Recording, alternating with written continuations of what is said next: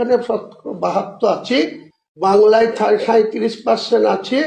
যখন এটা কমপ্লিট করব সেদিন 40% পৌঁছাবো, এবং করব কোনো শক্তি থাকলে আমাকে রুখে নেবে।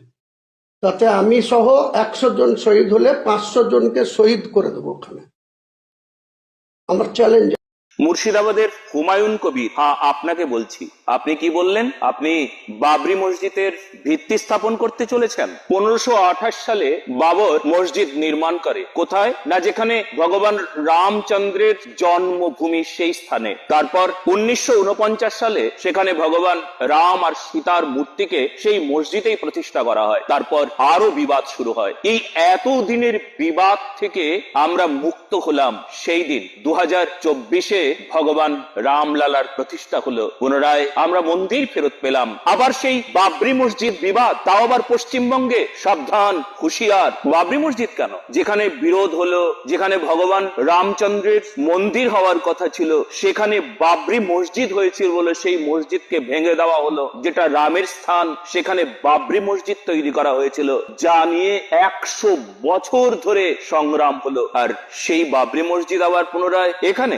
পশ্চিমবঙ্গে, যেখানে পশ্চিমবঙ্গে এত সমস্যার মাঝে নতুন করে আবার সমস্যা তৈরি করছেন।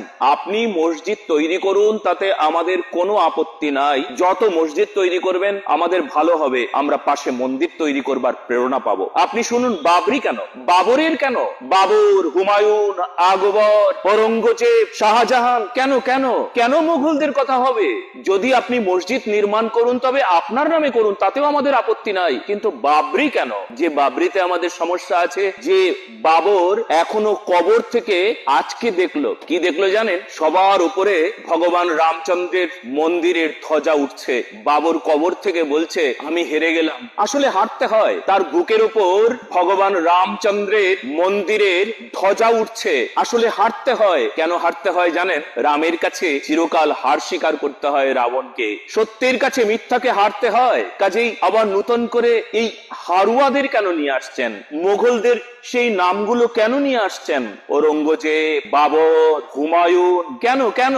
আপনার নামে করুন, আমাদের আপত্তি নাই। অন্য কোনো নামকরণ করুন, আমাদের কোনো আপত্তি নাই। আর যদি ওই বাবরি মসজিদ আবার হয়েছে, তবে সাবধান, রামলালা তৈরি হবে ভেঙে চুরে, রাম মন্দির তৈরি হবে ভেঙে চুরে। কেননা যতবার বাবরি হবে তার উপর রাম মন্দির প্রতিষ্ঠা হবে। জয় শ্রীরাম, জয় শ্রী শ্যাম, জয় ভারত মাতা, জয় ভারতী, জয় গোমাতা।